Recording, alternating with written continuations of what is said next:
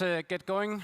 In a business where completion rate is one of the most important things, I think it's a wise job from the RDE team to put the most important session in the end of the first day, so making sure that everybody is staying and sticking around.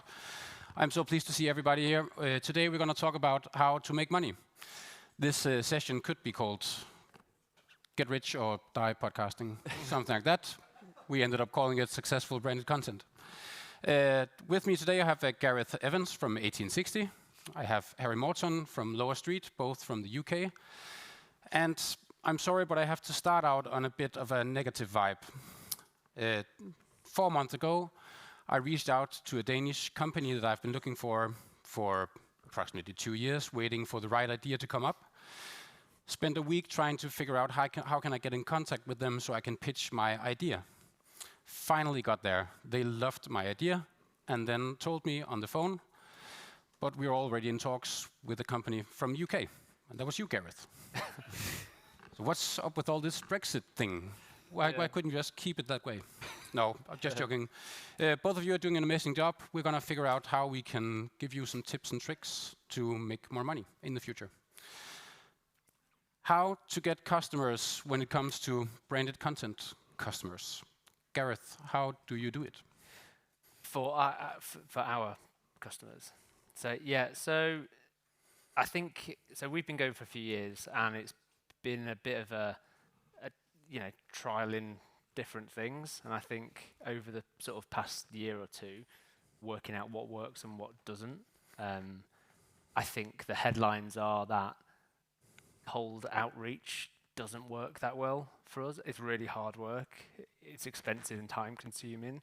And I just think that when you're selling a service like we offer, which are creatively driven, branded podcasts that each require a different approach depending on who you're working with, that's a kind of a big chunk of budget to sign off, and it's got to go through multiple layers. And I feel like the only time that ever really worked was when I'd got in touch with somebody, and it just so happened, oh, we've just had a meeting about that, and you've got in touch at the right time.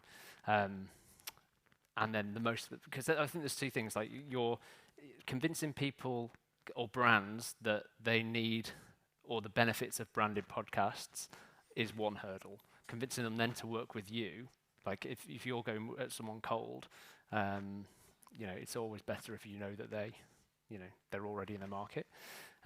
So I think like about 50% of our business is referrals, or word of mouth referrals, or we've had business where brands have heard our podcasts and then got in touch with us, which is great and sort of testament to the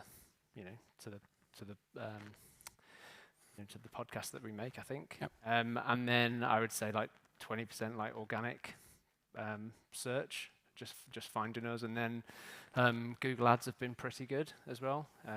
Must be expensive running Google Ads in English. We just spend what we can afford, and set the budget, and you can always spend more. And I think the thing I've learned is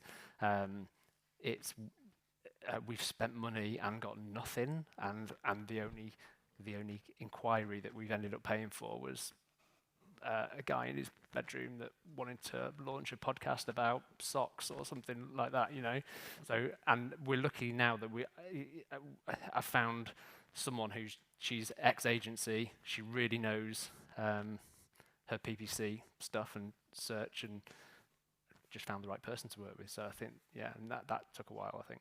It works. And how about you, Harry? How do you do it?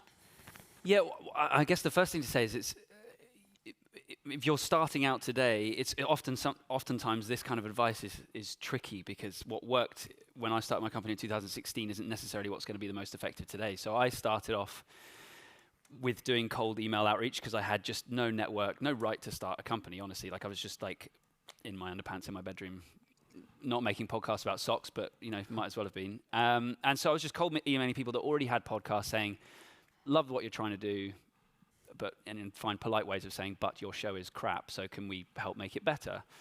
And that got the sort of first bit of momentum. And then I was able to build a website, had a bit of a portfolio, and then really what's worked for us from then on has been inbound rather than outbound. And kind of to what you were saying, I think trying to go out and convince people that podcasting is a great idea is a much heavier lift than being the place when someone has already decided they want a podcast, they're looking for a provider, a solution, and you have to present yourself as the best option. And so that's what I've spent most of my energy doing, is rather than trying to, do the great work of growing podcasting as a part, instead I'm just like, no, these people have already decided they want a podcast. How do we make sure we get in front of them? And so for us, has been a little bit of Google Ads, SEO, and then once we sort of peaked out on that, then branching into content marketing more broadly, so doing a lot of thought leadership and mouthing off on LinkedIn a lot and this kind of stuff. But just whatever I can do to just keep increasing just increasing the net in which we can catch these people that are self-selecting as wanting to do podcasts. But as I say, like going out and saying, okay, great, now go and work on SEO. Well, SEO takes 6 to 12 months to kick in at all.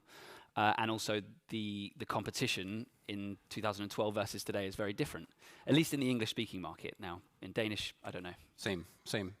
So no cold calling, no cold emailing. I don't hear you say that anymore, at least. Anymore. We've actually, funnily enough, in the last 6 months, we have spun up some very small experiments for cold email in particular markets that we think there's opportunity. But it's not setting the world alight, so I can't wholly recommend it, at least right now. I'm being spammed with people trying to convince me to go into AI-generated sales email marketing. I'm guessing it's the same with you guys. Why don't you do it? Well, we have tried it, but not completely, AI driven, but influenced by work together with somebody. I think it's good to try different things and work out, just test what works and what doesn't. But I just think it's too when that resource can be better spent elsewhere, I think. Yeah. Well, it's all about networking, referrals, doing a good job. Customers will start coming. And the other thing I wanted to mention is I think I'm proud of the podcast that we make, and I think that it's not enough to just say the work speaks for itself. But if you make really great content and great podcasts, that is a great calling card for others to come to you. It is, but I also think a lot of companies don't do an optimal job of positioning themselves, maybe. I think oftentimes I see a lot of companies. So I just in terms of just pure marketing copy, I think a lot of people are sort of like, here's our slate of work. We do this, this is why you should come to us, that kind of thing. I think a lot of people don't necessarily approach it so I'm not trying to toot our own horn, but we focus on what is the outcome the customer wants, and making sure all of our marketing collateral and our sales pages and all this kind of stuff is really honing in on, like, this is the outcome you're going to get. We're not just going to, like, hey, look at our wonderful podcasts, do you want one like it? But instead, like, you're trying to reach more customers, or you're trying to increase brand awareness or brand affinity or whatever, and here are some examples of how that's worked and how we can get you to that same destination. I think that positioning is quite important. From here, we're going to dive into 5 examples of podcasts, brand content podcasts that worked out. First off, they became a customer. Second off, they became so big a success that they continued buying more seasons. We're going to start out with you, Gareth. Yeah, so this is an interesting one because it came about through Google Ads, but from a campaign on Google where that was we can help you grow your podcast, which we actually don't run those ads anymore. But got approached by this company and said, we've got a podcast, can you help us get more listeners? So it started out with a bit of consultancy work. Started out with a bit of consultancy work, and then the advice was, don't spend any money promoting this podcast because it's not in the best shape. Like, we can help you make it better. And then we're like, great, let's do that. So we completely redesigned it from the start. So it's a technology podcast, and we use producers all over the world to go and record at the customers of this company called PTC, and they make industrial software for these big organizations. NASA's one of them. That is me. And what is the machine? What is that? That is it's called the Crawler. It takes the space shuttle and the rockets out onto the launch pad, which is pretty cool. Awesome. But yeah, so we, instead of two people talking about how great their software is, we said the best people to talk about your software are the people using it. So let's hear from them. So we make an immersive podcast where we brief a producer, send them out on location. They record lots of nice content, lots of nice wild track, and we edit it all together into this kind of immersive listen, which demonstrates what's great about that product.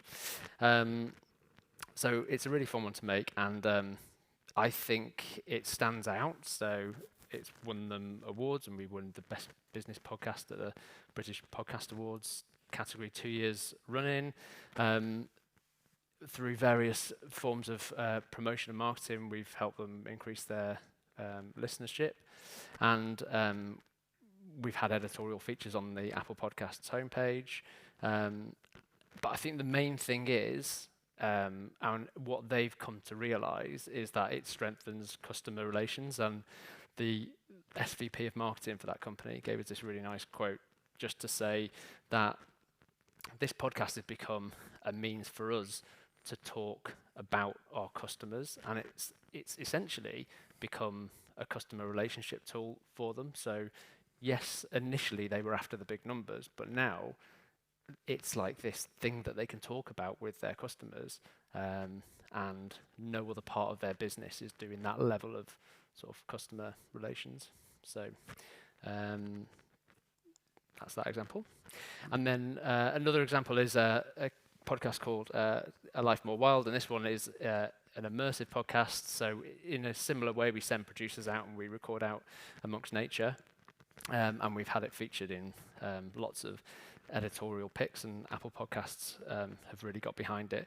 And this is a brand who've haven't spent any money on promotion at all. It's all been organic. And what I love the most is that Apple Podcasts picked it up and put it in a list of must-listen podcasts for if you're looking for a holiday. And this company, Canopy and Stars, are a holiday company, and that's completely organic. Like synergy, that they're not paying to be in there, but that's a great example of if you make a podcast for a specific audience, that it has a total synergy with your brand, and you're getting picked up in that level, with that in a list that says listen to these podcasts if you want to go on holiday. Then for me, that's sort of job done, really. And the other thing about that podcast is that people spend a lot of time with it. It's like 90% completion rates, which is thousands and thousands of hours that people are spending with that brand. So yep. That's good. Thank you very much. This one is my example from Denmark. We are doing a podcast called, translated, The Construction Site, Byggepladsen in Danish, for a Danish safety shoe brand. Airtox. Airtox, if you are from Denmark or Norway, you will know them because they are one of the companies in all of Denmark and Norway that spend the most money on marketing. They have a total budget that exceeds 15 million, 20 million euros a year just in the Danish market. They are literally everywhere. The way we got them was the strangest way we've ever gotten a new customer, because we got this idea of making a show for people wearing safety shoes, carpenters, electricians, people working with the luggage at the airport, everybody who needs safety shoes. And we had a good idea. We had one host who is a Danish famous radio host, and the other one who is a comedian and also a carpenter that we wanted to do. So we tried to reach out to Airtox, knocking on the door from the front door, emailing them, calling them, nothing worked. Until we found out that they had this Polish no phone hired just to say no when people were reaching out to do collaborations with them. And that was where we were stranded. I called their marketing phone and they said, no thanks. That was it. And that is their job, just to say no when people are reaching out. Because the guy who owns Airtox, he's doing everything himself. There's not a single euro that is spent that is not in his personal control. So in order to get the deal, you need to get that guy.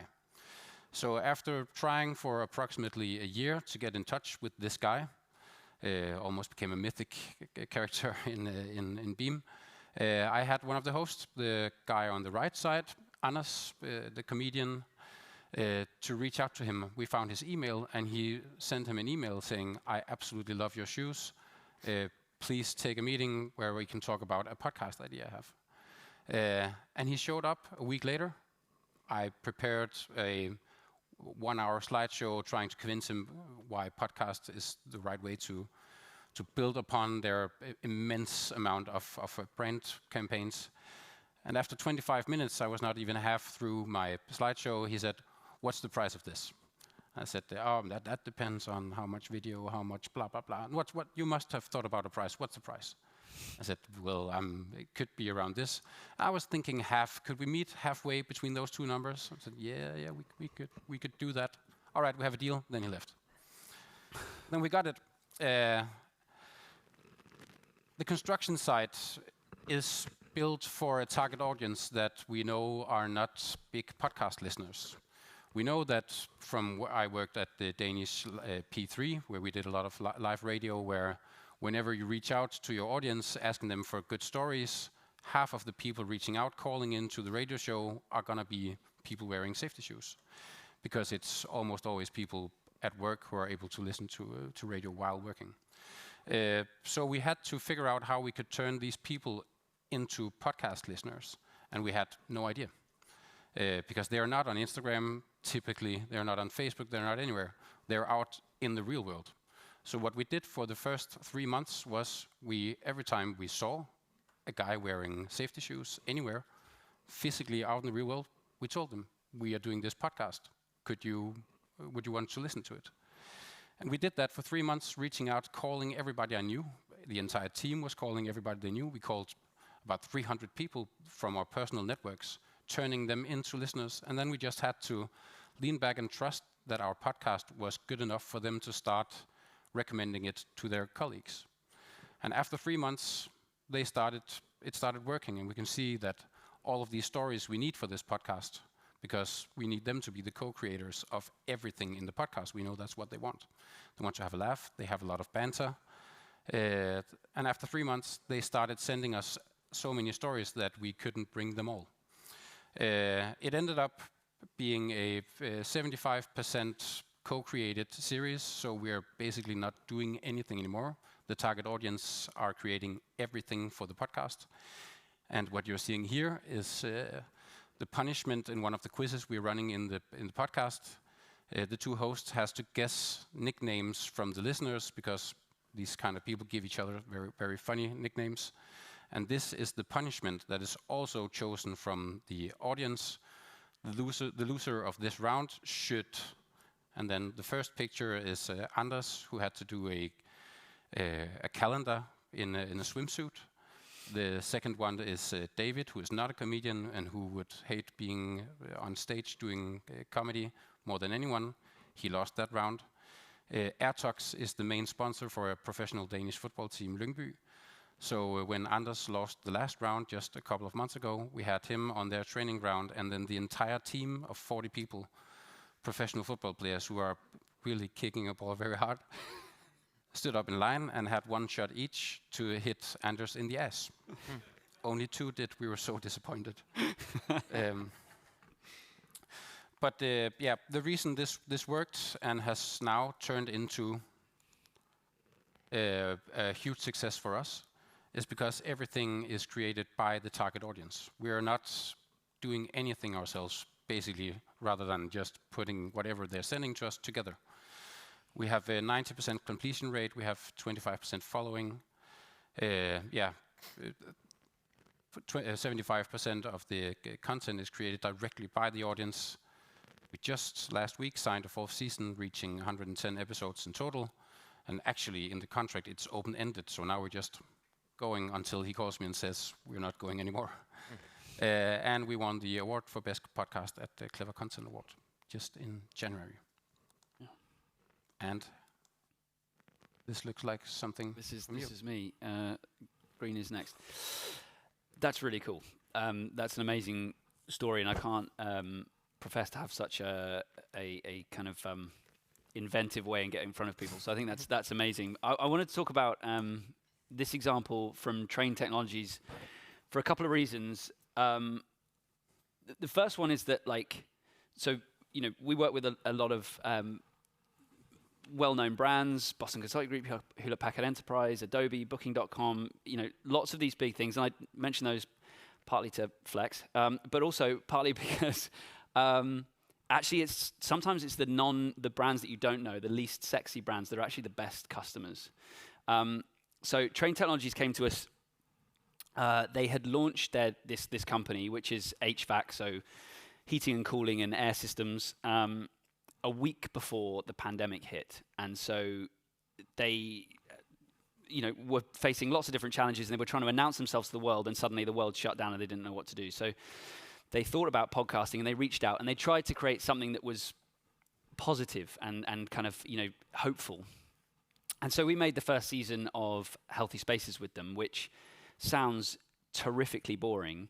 It's a podcast about air, but it actually was really good, and people really enjoyed it. It was a way of getting in touch with this new market that they just launched into when no one was able to reach out to them. And I think that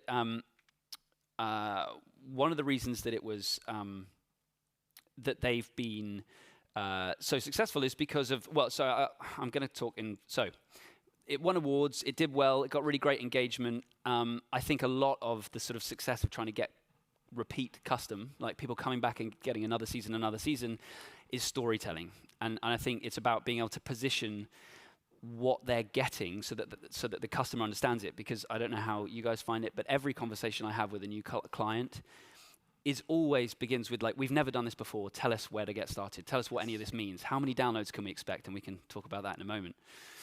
And instead, so our job then is to sort of help them to understand why podcasting is great, where it's not going to, what it isn't. I think I spend a lot of my time talking about what podcasting isn't, and instead focus on what is podcasting really great at. And you guys have both mentioned your completion rates.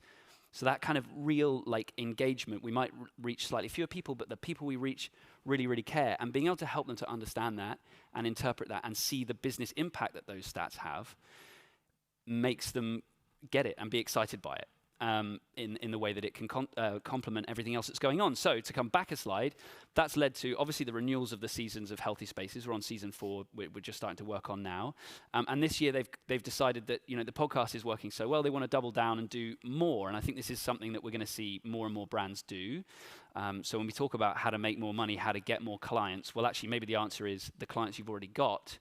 How can they be doing more to address different segments of their market? So they've now got a chat show with the Cool Air Hot Takes. They've got This Educational Life focusing on, you guessed it, schools and so on. And so this allows them to attract different segments of their audience that are important to them. We get to tell stories around what their data means and how they're achieving on those goals, and it allows them to keep doubling down and doing more, which is really cool. The other example is a very different one. So this is more of a personality-led show, I guess you could say, or at least it was initially. So this is Sam Parr. He hosts another podcast called My First Million, which if you're a tech bro, you've probably heard of. But he sort of has a community called Hampton, which is for entrepreneurs and business owners. And he wanted to do a podcast that could compete with all of the other business podcasts that were out there. And so we made something that was more sort of narrative storytelling. And so it's been a great show. But the way that I got it was through networking. So I think that's another thing that's been huge for me personally. And again, I don't know for you guys, but I've made a real concerted effort to put myself into communities and really invested, because there's no clear ROI attached to these things. But I've paid thousands of dollars to be part of these different kind of entrepreneurial groups. And that can often lead to really great introductions. And so by having that sort of, I talked earlier about great, content and SEO is working for us. So how do I just make that net bigger so that more people find us? It's the same here. How do I make my personal network bigger so that more people know who I am, so that when they're thinking of, oh, my friend asked for do I know anybody that makes podcasts? Well, they might think about me. And so luckily through enough connections and from having joined the Hampton community, Sam got introduced to me, and that led to us working together. the beauty of this one is that we cut him a slight deal to give us a credit at the end of the episode, which is then adding to it sort of a network effect and pushing us out there even more. And then a couple months later, Sam, lo and behold, got bored of hosting the podcast, and I've started stepping in and hosting a few episodes as well. So that's helping with my branding as well. So yeah, I guess the two sort of takeaways I suppose I'm sort of trying to hint at there is that one, I think storytelling. How do we help clients to understand the wins that they're having and what that means for them in terms of the business impacts, that we can give them the excuse to go back to their bosses and say, hey, can we do more of this? I think that's one. And then the second one is just how do you be present in the world so that people know that you exist? Because what we do ultimately is pretty niche, right? Like there's a million ad agencies out there, but we're like this tiny little subsection of ad agencies. And so I think, you know, we're here in a bubble, in an echo chamber of wonderful people that we love hanging out with, but people know maybe who we are in this context, but outside of this room, maybe not so much. And so thinking about how we can do more of that and be known by the rest of the marketing world. Anyway. Well, can you give me a hint of the time? It is 5:27 and 50 seconds. Yeah. 5:27 and 50 seconds. Not anymore. That's great. All right, so you've reached out to, you've gotten in contact with a new customer, a new possible customer. You get the meeting.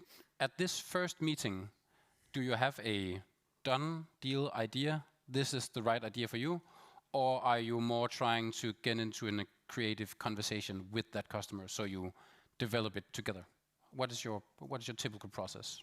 Well, I think there's like generally three types of potential customer. You've got first one who comes to you and says, we've got this great idea, we've designed it all ourselves, we know who's going to host it, and we just want someone to make it for us.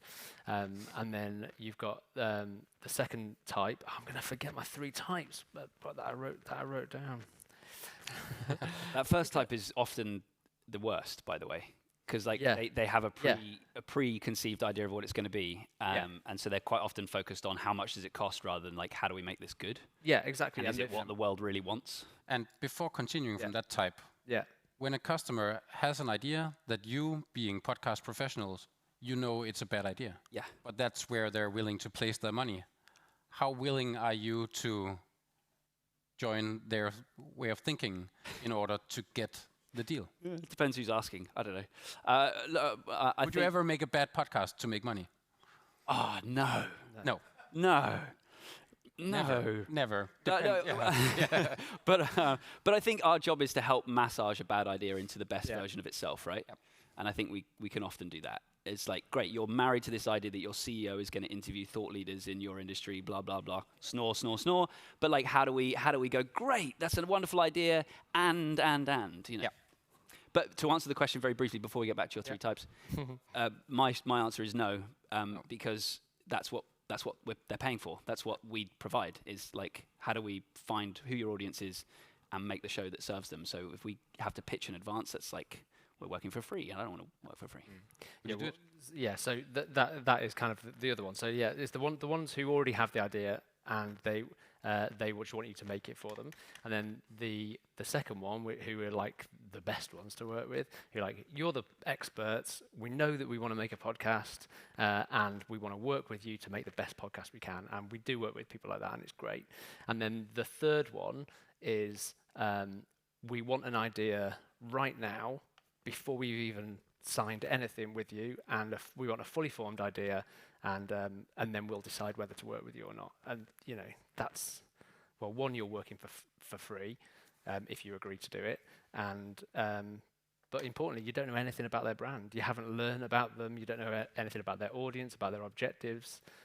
So you may give them an idea, and they might not like it, but that's because we haven't yet spent time together and learnt about you. So I think that they're kind of like the main three, I reckon. Yeah. And the third type, that was... Yeah, that was all three. Yeah. All right. So I confused matters. When in talks with a new client, at some point they are going to ask, how many downloads are we going to get? How much do you expect? And then we say stuff like, maybe a few, maybe a lot. Sometimes that's where the pitch ends. How do you come across this question?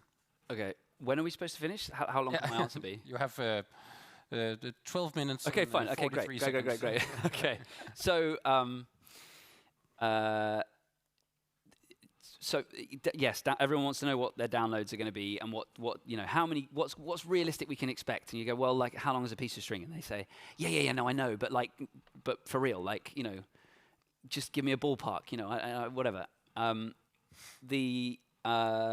The truth is, you can pay for as many as you like, right? It doesn't matter necessarily how many downloads you've got. From a branded perspective, it's about who are you reaching and why do you want to reach them and what's the outcome you're looking for. And so it's about a lot of my job is sort of like going. It's again the sort of yes and, like, yeah, cool, downloads is a thing, but actually these other metrics are much more important, and we can get into what those are. But yeah, trying to sort of divorce people from this sort of crack cocaine of downloads. Trying to not answer. Sorry? So you're actually just trying not to make a number for them. Exactly. Yeah. Oh, sorry. That was the question. Yes. I don't want to give a number. The point.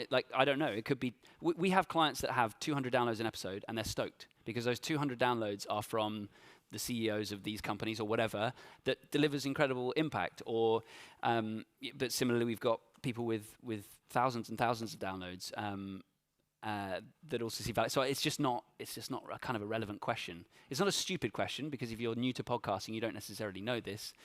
But it is ultimately relevant. I go back to them with that question of what do you want to get out of this project? Why are you doing it? And to go back to that example of the PTC Third Angle podcast, that has become a customer relationship tool for them, and that is also an objective. And at some point, return of investment is almost always a part of the conversation as well. That is more important than talking about 5,000 or a trillion downloads or whatever people want.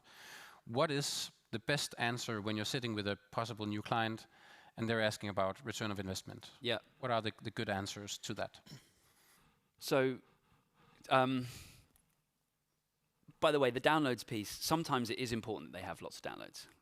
So a lot of times the people that we're dealing with are sort of mid-level marketers, and their job is to not get fired for having done the podcast. And so sometimes what they need is a deck that says, look at these downloads we've got. And so, we run lots of campaigns to grow our audiences proactively for people to help them tell that story, and that's important. And I'm not suggesting that it's a non-issue. But ROI for us, and I'm sure it's the same for you guys. So you've both mentioned completion rates in your slides. So the level of engagement you see in podcasting versus other media is amazing. And one stat that I believe was first invented, may I say? I don't know. Put out there by I think it was from Pacific Content, was this idea of the cost per minute of attention. And I think that's a really powerful stat for helping to communicate what ROI looks like in podcasting. Because yes, the sheer numbers, if we say, hey, we've got like 2,000 downloads of this episode, and our TikTok got 1 million views overnight, well, those things are very, very out of whack. But if we say, okay, this is a 30-minute episode that was completed on average 80%, that's already very different. And then if you go, okay, well, how much do we pay for all of those minutes of attention? So 20-something minutes per person, and there's X number of downloads, so you do the maths, whatever that is. I've set myself up for failure here because I've kind of given myself but you get the idea. How much did it cost us to get those minutes of attention? And you compare that to what you see on video, on social, or anything else, and podcasting, at least in my experience, I might be slightly biased, massively outperforms every other channel. So what it costs you to really get the attention of the people you're looking to serve, podcasting, is amazing. And so that's a pretty solid and direct way to kind of translate ROI for podcasting that we found. Yeah, and I get them thinking about the bigger picture as well. It's not just about, when you're creating a podcast, we've got clients where we're delivering them a podcast episode and then we're making them a LinkedIn newsletter, and each episode has its own article, and then we're making social media posts and we're making video clips, and all of those things have their own audience. And you might have we know that we have clients who have a LinkedIn newsletter and they have lots and lots of thousands of followers to newsletter, they may never be podcast listeners, but they're still engaging with that content that's created via their podcast. And if one of the readers of that news article contacts them and says, we want to do business with you, there's a return on investment from a sub-bit of the podcast. And I think that one thing that I've thought about over the last couple of days of watching these talks, there's been a lot of talk about like video content and do we need video content to drive, is it worth doing video? Does it lead to podcast listeners? My point to like clients who I talk to, I said, does it really matter? Like that you're putting a piece of video content out there that, yes, might drive listeners to your podcast, but that audience is engaging with that piece of video content. That's, they're engaging with your brand in some way. Does it really matter if they end up being, everyone likes to have numbers, but at the end of the day, they're all, and if you didn't have the podcast, you wouldn't have that wealth of content. So. Yeah, and that leads me to, we're not just selling podcasts. There's so many things around the podcast. What are your products around the podcast? How can we sell more? Video? Yeah. Articles, blog posts? What are your products? Yeah, so the big ones for us, because the natural progression from we've made a podcast is how do we get it in front of people. So audience development services has been a very natural add-on, a very easy upsell. I think video is something we already do some of, but we'll be doing a lot more of in the very near future. Clips for social. You mentioned blog posts. I think newsletters is another really interesting area. So like, how do we do the next step after making a podcast, for our clients? And then also just on the front end as well. So I think a lot of that sort of strategy work, you mentioned some clients come with like a fully fledged idea, but actually I think a lot of the value that we all get to provide is helping them to arrive at the best strategy in the first place. And so trying to do more of that consultancy up front. There's a few areas that I'm really interested in at the moment around sort of like concept testing and sort of doing some of these sort of like surveys and audience testing things to help those nervous marketers that don't want to lose their job that we talked about. We can ensure they're not going to lose their job if they've tested this idea in advance. And so these are some of the kind of upsells that we're trying to push out there. Everything that Harry's just said really, I think it's making their podcast work as hard as it can for them, because it's not just good for them. It's good for you as a business, as an agency, because the more successful their podcast is, the more likely they are to want to keep making it. So it's in your interests, and I tell this to clients. We've got a vested interest in helping your podcast be the best it can be, and to grow that audience. Yeah, in our company, we're doing a lot of live shows as well as a part of the plan. But that obviously we don't start out doing that. We need to build an audience, and that's actually a place where we can make quite a lot of money doing that and grow the podcasts. Meanwhile, don't you do live events with your podcast? We haven't yet, but I think that's really, really interesting, and I'd love to see how that goes. Have you? No, I think it depends on the profile of the people who you've got hosting it, and how. One thing I think that has been touched on in a couple of these talks, and something that I'm really interested in is, we're in the business of creating communities and followings. You can have a podcast, and if you don't have a community, you're shouting to nobody. So, it's everything that we can do to help them build a community, because that's what podcasts are really good at. Yeah, that's important. We are running out of time. Gareth, short, what is the future of brand content podcasting? Video has a big part, but it doesn't mean that your podcast has to be video. I think, like Harry mentioned, I used to think that, back in the early days, worry that, is there enough brands out there, to keep us in business for all this time? And a brand's podcast doesn't have to be one thing. It can, and it shouldn't be one thing. It shouldn't have to talk about everything. So that naturally means that you can have a slate of podcasts as a brand. So, brands having multiple podcasts. Yeah. So that's what I was going to, I think more brands are going to become media companies. Yeah. And I mean, all of what I'm saying is very much like focused on the English speaking market. So like, I don't know, and because I've spoken to lots of people from Spain, from Greece, from all kinds of places where, it's just a very different stage of development. So it's kind of, I hope some of this has at least been helpful for everybody that's like not in English speaking markets.